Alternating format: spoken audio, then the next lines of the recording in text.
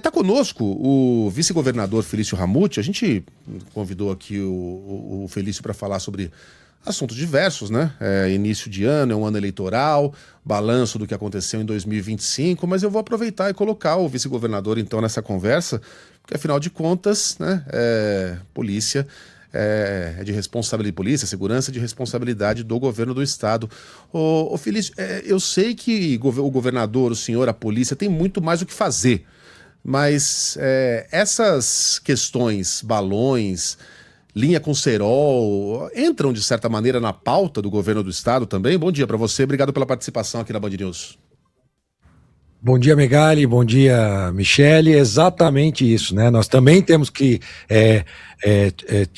fazer com que as nossas forças de segurança também possam atender esses tipos de ocorrência, lamentavelmente, porque a gente não tem um exercício de cidadania, que é o que você estava falando agora, Megali. Cada um sabendo aquilo que poderia ou não poderia fazer. É lamentável, né? A gente vê que tem alguém que, por diversão, resolve passar um cerol, né? Eu também já fui jovem, na minha época talvez estivesse até mais em moda, né? A pipa, né?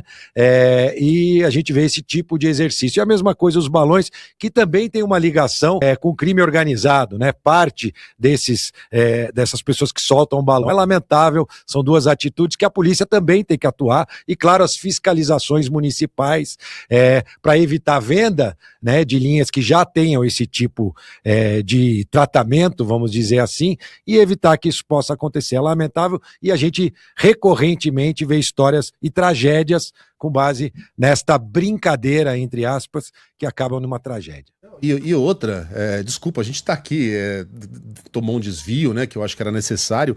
O ouvinte aqui, final de telefone 6877, está lembrando outra coisa. É uma questão de caráter também, porque o adulto está ali ensinando uma criança a acabar com a alegria do colega.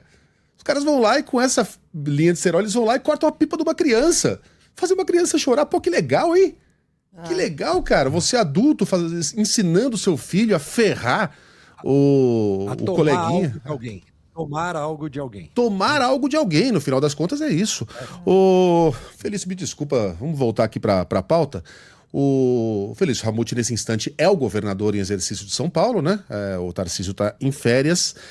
E eu vou pegar um assunto de momento aqui, que é a confirmação por parte da União Europeia do acordo entre o Bloco e o Mercosul. O acordo provavelmente vai ser assinado na segunda-feira, mas tivemos aqui a concordância da União Europeia no que seria um momento histórico, né? E que interessa demais aos produtores aqui de São Paulo. Como é que esse acordo vai beneficiar o estado de São Paulo? Como é que a gente vai percebê-lo aqui no nosso quintal? Mais um mercado importante que se abre, né, para os produtores aqui do estado, seja da área do agro ou também das nossas indústrias, né? São Paulo, que já é responsável 30% da produção industrial, né, nosso PIB paulista, então eu não tenho dúvida que vai ajudar muito, porque abre um mercado para que a gente possa potencializar essas trocas com o mercado europeu. Esse é um acordo que vem sendo discutido há muitos anos. Parte da nossa equipe hoje iniciou essa discussão, esse desenho do acordo do Mercosul, também na época, então, do presidente Bolsonaro, e para nós do estado de São Paulo é um motivo, sim, de comemoração, né? Porque o São Paulo é conhecido e reconhecido como o estado do trabalho, da tecnologia, da inovação, e nós teremos, então, mais um mercado para essas relações comerciais. Aliás, a gente viu, né, que São Paulo foi muito ágil, até por conta dessas barreiras em relação ao mercado americano, e mesmo assim a gente conseguiu bater recordes de exportação, optando por novos mercados. Com este acordo assinado, fica ainda mais consolidado novas oportunidades para a nossa indústria e para o nosso agro. Pois é, governador, é um acordo que vinha sendo costurado há 30 anos. O senhor considera que é uma vitória da atual diplomacia brasileira? Olha, de fato, é uma vitória do Brasil, né? É importante que seja assinado esse acordo. A gente tinha restrições da questão ambiental, né? Eu vi também um comentário até do presidente da França que não é a favor, né? Mas o importante é que o resultado aconteceu. Eu acho que isso é fruto de muito trabalho ao longo de todos esses anos, e que bom que o resultado é positivo, sim. Vou aproveitar e falar aqui do tarifaço, né? Como é que estão sendo conduzidas as negociações por parte do governo estadual? O governo Trump retirou, né, da lista alguns produtos super importantes para o estado, o café é um deles, a carne, né, é um deles, mas ainda há alguns produtos sob essa égide da tarifa de Donald Trump. Como é que São Paulo está trabalhando para a gente retornar à normalidade, governador?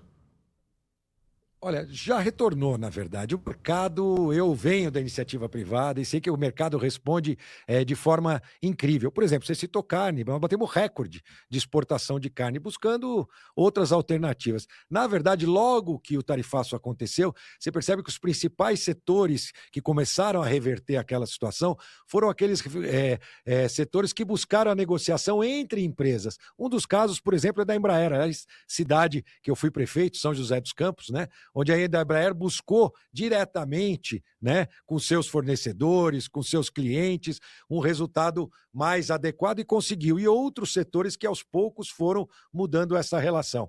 Esta relação entre as empresas, na minha opinião, é o que faz toda a diferença. É claro que nós, o governo estadual e o governo federal em especial, também tem a missão e a obrigação de diplomaticamente conseguir avançar em negociações como essa que nós vimos agora em relação ao mercado europeu. Mas, sem dúvida nenhuma, é essa relação entre empresas que faz toda a diferença. Governador, um dos principais assuntos que movimenta aqui os nossos ouvintes é a questão da água. Estamos vivendo uma crise hídrica. Estava vendo aqui o nível dos mananciais, teve uma pequena melhora de ontem para hoje, o sistema que é integrado, mas ainda assim a gente está naquela faixa 3 das 7 faixas que foram elaboradas pelo governo. Só que o Cantareira, ele continua caindo e já está ali no limiar entre a 4 e a 5, que aí são medidas mais drásticas. O que a gente pode esperar para as próximas semanas, para os próximos meses? Os ouvintes reclamam demais desse corte de água, porque muitos acabam ficando muito mais horas do que o que está estipulado aqui na faixa 3, que é mais campanha de conscientização. Não necessariamente esse corte, mas a gente sabe que tem o corte nas noites e madrugadas. Como que o governo do estado está avaliando isso? A diminuição da pressão e, na verdade, são ações preventivas, né? O que nós temos, vamos tentar fazer um histórico, voltar um pouquinho para o passado, 2014, onde nós tivemos racionamento, depois disso vários investimentos aconteceram, a situação é muito diferente hoje do que aconteceu em 2014, depois nós tivemos 2021, mais uma vez, uma situação mais próxima do que o que nós estamos vivendo hoje, e estamos tomando todas as ações necessárias para evitar que a gente chegue num racionamento. Sempre importante, e eu sei que vocês têm feito isso através da Band News, para a gente orientar a população para usar água racionalmente, né? Que este é um momento crítico. Mas nós temos todas as condições, não só aqui na região metropolitana, mas também de investimentos que estão sendo feitos em outras regiões do estado de São Paulo, para que a gente garanta a resiliência hídrica. Investimentos como, por exemplo, lá em Pedreira, naquela região de Campinas, onde nós temos ali um investimento de 1,2 bilhões de reais para garantir 90 bilhões de litros à disposição. Também um novo investimento lá no litoral, que tem sofrido, o nosso litoral sul, especial a região de Praia Grande. Ali é por falta de armazenamento, já que no período de chuvas, como essa captação vem da serra, com um volume de chuvas, a água acaba vindo com detritos, né, que vêm sendo arrastados pela enxurrada, e aí ela não consegue ter o tratamento. Então a gente tem já a água tratada numa quantidade maior para poder fornecer nesses períodos. Então, cada região do estado tem uma característica específica. Além disso, claro, os eventos extremos, como eu disse agora, chuva extrema que também atrapalha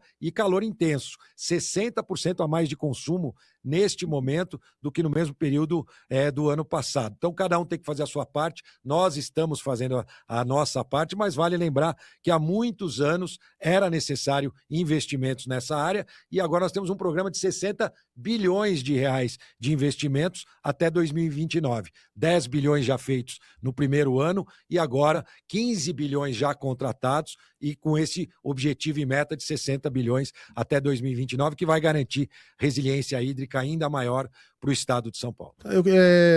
No sentido de medidas mais radicais, do caso de uma piora, governador, o que poderia ser aplicado, racionamento, o que está no bolso Já está tudo previsto, Megali. Tá. A fase 3, a fase 4, a fase 5 é diminuição de pressão, aí aumenta o período de diminuição de pressão e depois a gente vai para o racionamento. A gente ainda não está enxergando essa chegada até o racionamento como aconteceu lá em 2014, não. Como eu disse, foram feitos alguns investimentos que deu mais mobilidade nas interligações. Então, ali cada etapa do alerta está prevista dentro do plano de fases implementados pela nossa secretaria. E que avaliação o governo do estado faz do trabalho da Sabesp, desde o processo de privatização? O que o senhor apontaria como um ponto fraco e um ponto forte dessa nova etapa da empresa? Um pouco mais de um ano de trabalho, eu citei aqui o investimento já feito, mas a gente sempre tem que deixar claro, e lamentavelmente tem gente que associa,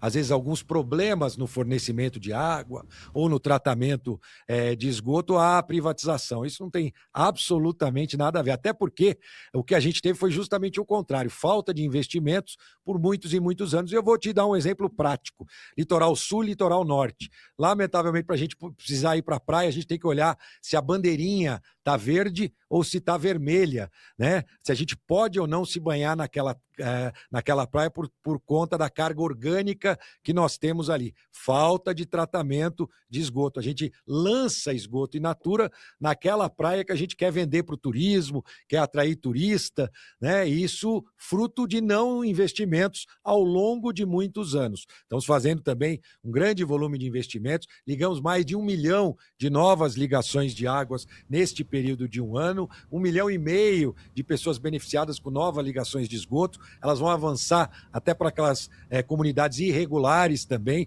claro, passíveis de regularização por todo o estado de São Paulo. Mas... O resultado é positivo, a Sabesp atendeu rigorosamente as metas, até superou. Agora, não é da noite para o dia que a gente resolve um problema de desinvestimento de muitos anos em relação ao serviço de água. Mas a nossa agência reguladora, a Arcesp, inclusive, está acompanhando esses casos agora de falta de água nesse período. Mas eu vou apontar aqui, já que o senhor falou do litoral, a gente não tem uma estatística para comprovar essa tendência, mas a gente percebeu um grande número de ouvintes voltando do litoral né, nesse período de férias, porque não havia água, não tinha água na torneira, não tinha como tomar banho, não tinha como lavar louça. E aqui em São Paulo passou a acontecer com frequência de quando há uma queda de energia, haver a queda d'água junto. A pessoa fica sem luz e sem água, que não era algo tão corriqueiro. Né? Por que isso tem acontecido? Vamos dividir em dois, né? Primeiro, a sua colocação sobre o litoral corrobora com o que eu disse, falta de investimentos estruturais ao longo dos últimos anos. Não se trata de um problema pontual, trata-se de um problema estrutural, onde a gente não teve os investimentos necessários para que a gente tivesse hoje, com esse 60% de aumento né, de volume. Agora, eu também posso lançar você, eu acompanhei notícias em 2024, 2023, 2022, 2021, 2020, de falta d'água no litoral. Então não é novidade, isso não significa que nós não estamos trabalhando para mudar essa realidade para o futuro. Mas não é em um ano que você resolve desinvestimentos de mais de 10, 15, 20 anos em relação a fornecimento de água, principalmente nas cidades do litoral. Tenho certeza que a Band News, se buscar nos seus arquivos, vai ver que toda a temporada de verão no litoral norte, há alguns anos, há mais de uma década, a gente tem problemas de fornecimento de água. Nós temos que acabar com isso. Acabei de citar um grande investimento de armazenamento de água ali para o litoral sul, também no litoral norte, e aí vocês citam uma outra questão, da falta de luz, conectada à falta de água. A gente tem as estações de bombeamento que precisam de energia e, lamentavelmente, principalmente aqui na cidade de São Paulo, atendida pela Enel, que é onde a maioria dos problemas acontecem, não deram a prioridade necessária quando a gente tem um evento de falta de luz para religar estas estações da Sabesp. Isso dificulta a volta desta energia. É claro que existe também um objetivo da Sabesp de alimentar com geradores, com alternativas de energia, esses pontos mais importantes. E isso está dentro do cronograma e está sendo feito dentro do projeto de investimentos da Sabesp. Aproveitando que a gente está falando aqui de recursos hídricos, o Diego Sampaio pediu para a gente perguntar a respeito do Rio Pinheiros. Ele tem sentido um cheiro muito ruim na marginal. A água do Rio Pinheiros foi avaliada de forma negativa Oh, meu Deus, Organização Mata Atlântica. SOS? SOS Mata Atlântica, SOS Mata Atlântica. no ano passado, e eu passo muito ali, andando por cima da ponte de Eusébio Matoso, e eu percebi que a água deixou de despiorar. Deu para entender? Uhum. Parecia que estava dando uma despiorada e a impressão que a gente tem corroborada por esse teste da SOS Mata Atlântica é que a água deu uma estagnada, esse processo de melhora da qualidade do Rio Pinheiros. O que o senhor tem para nos dizer a respeito do Rio Pinheiros?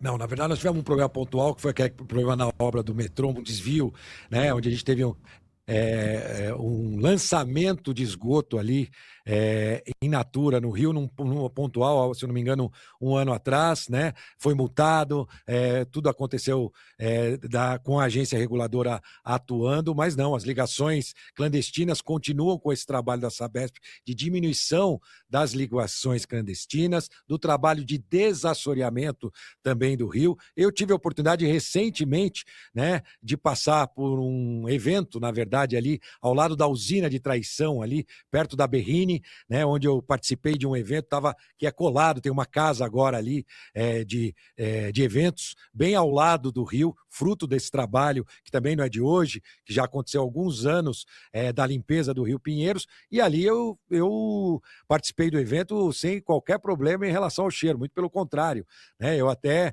aproveitei a oportunidade para mostrar para as outras pessoas, e depois que eu voltei do evento, já que eu não conhecia aquele espaço, né, fiz bastante propaganda do local, que além de bonito, né, tem essa grande visão do nosso Rio Pinheiros despoluído. Mas, eventualmente, pode acontecer depois de uma chuva forte ou algum tipo de situação deste ponto. É claro que as denúncias têm que ser feitas, a nossa agência tem que acompanhar, mas o trabalho da Sabesp continua em relação à diminuição das ligações clandestinas, que é o grande problema do lançamento de esgoto no nosso Rio Pinheiros. Mas deixa eu entender, o senhor entende que o Rio Pinheiros hoje está despoluído? Não, eu entendo que o Rio Pinheiros está em processo de despoluição ok. e que nada hoje é feito diferente daquilo que foi feito. Nós avançamos muito em relação ao Rio Pinheiros, o estado de São Paulo avançou muito, e aquela, por exemplo, era um rio que a gente tinha frequentemente essa questão do cheiro, né? As análises de água são feitas pelas agências estaduais de acompanhamento. Não conheço esse estudo do SOS Mata Atlântica, mas posso te dizer que nós temos acompanhado, e a cada dia a gente avança no processo de despoluição do Rio Pinheiros. E está previsto nos investimentos da Sabesp que a gente possa ter um Rio Pinheiros 100% limpo, né? Dentro do nosso contrato e dentro do cronograma de prestação de serviços da Sabesp. Até nosso ouvinte, o Zete, fala sobre o esgoto despejado na billing sem tratamento, que, né, faz parte aí talvez dessas ações que tem que melhorar, porque os ouvintes percebem muito desse esgoto. Agora eu queria mudar de assunto, governador Felício Ramute, para falar sobre a linha 17 Ouro do monotrilho, com 12 anos de atraso. Vai sair mesmo? Agora, está previsto para março, a gente já tem uma data para a inauguração da linha 17 Ouro do monotrilho. E queria que falasse também sobre os trens. Eles estão a caminho da China para o Brasil. É a primeira vez que o governo do estado faz esse negócio com a BYD a respeito dos trens que vão operar aqui em São Paulo? Michele, aproveitando a oportunidade, só para concluir, você vê, Guarulhos, nós tínhamos 2% do esgoto tratado, nós vamos avançar para 40%, você falou sobre a questão de billings, enfim, ali a região sul, a gente tem muitas, na região sul da cidade de São Paulo, lamentavelmente, a gente viu uma expansão lá, com falta de planejamento urbano, de regular na região sul, e voltando agora para a linha 17, que é uma conquista agora da população de São Paulo, uma obra que estava praticamente parada quando nós assumimos, para a Copa de 2012. Michele, quando você opta por fazer um monotrilho ao invés de uma linha de metrô, o objetivo é que ele seja mais rápido e mais barato. Nenhum desses dois objetivos foi cumprido em relação à linha 17 do metrô, lamentavelmente, né? Um custo muito maior para o bolso do cidadão de São Paulo, mas o governo do estado, nós, assim que assumimos a gestão, sabíamos da responsabilidade de entregar aquela obra. O metrô contratou, na verdade a história, eu vou tentar resumir, mas ali havia sido feita uma licitação onde uma empresa forneceria os trens e os trilhos para o monotrilho, eles têm que ser feitos especificamente para aquele tipo de trem. Então, o trilho que foi colocado ali, a estrutura que foi colocada ali, atendia aquele tipo de trem que houve a licitação. A empresa quebrou, a empresa faliu e ficaram parte daquela estrutura já feita e precisando que um novo trem se adaptasse à estrutura já realizada. O metrô, então, fez uma nova licitação de aquisição de trens, lembrando que lá já também está feita uma concessão. Assim que a obra estiver pronta, nós já temos um operador que vai operar aquela linha, e sim, os trens são da BYD, e na verdade eles já estão aqui, né? Chegaram já boa parte dos trens, e o cronograma está previsto para a chegada de todos os trens ao longo desse ano, mas até março a gente inicia o que nós chamamos de operação assistida, em horários específicos, já podendo ser utilizado pela população. Um sonho antigo, como você disse, para a Copa de 2014, mas que vai ser entregue na Copa, lamentavelmente na Copa de 2026. Governador, eu vou fazer só mais uma, porque eu sei que a gente tem que liberar o senhor. Infelizmente, a gente não vai ter tempo para passar por outros assuntos importantes, né? O Free Flow, túnel Santos-Guarujá, meu Deus, quantos assuntos.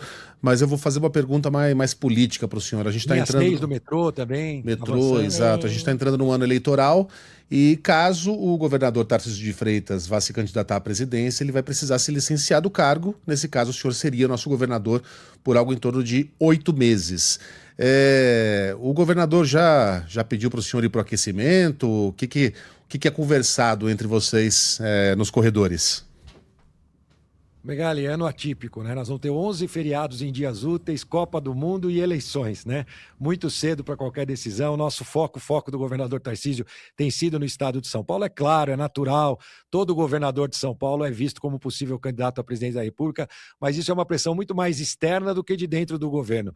Não, então, respondendo a sua pergunta, não. O foco do governador tem sido entregar os seus compromissos. Aliás, compromisso que nós fizemos em conjunto, ele como governador e eu como vice-governador na nossa chapa. Então esse é o nosso foco ao longo de 2026. As caravanas 3D, onde a gente visita o interior do estado, entregando obras, anunciando novas obras e novos investimentos. Estamos focados 100% no estado de São Paulo.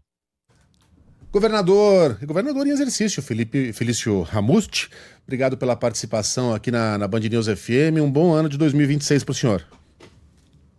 Obrigado, Megali. Eu só quero fazer aqui também um importante à parte de um pedido feito pela Michele. Eu pedi para o jurídico agora, viu, Michele, providenciar um decreto proibindo air fry lá em óleo, né, para que a gente possa avançar nisso também, tá? Fechados. Muda o nome da cidade para air fry logo. Tá mais na moda, né? É a melhor amiga do cozinheiro amador. Valeu, governador. Obrigada, governador. Vou desejar um bom ano e dizer que nós estamos com muita energia para continuar construindo a cidade e um estado cada vez melhor. Parabéns pelo trabalho da Band News, trazendo as demandas e nos ajudando nessa construção. Um bom 2026 a vocês. Valeu, obrigada para o senhor também. Ô Michele, air fry é uma coisa mágica. Você tem uma em casa? Então, você não sabe, novidade de 2026. O meu irmão comprou uma para ele, deu para minha mãe não se adaptou e me deu. Eu comecei a testar essa semana. A air fry Tô faz amando. mágica.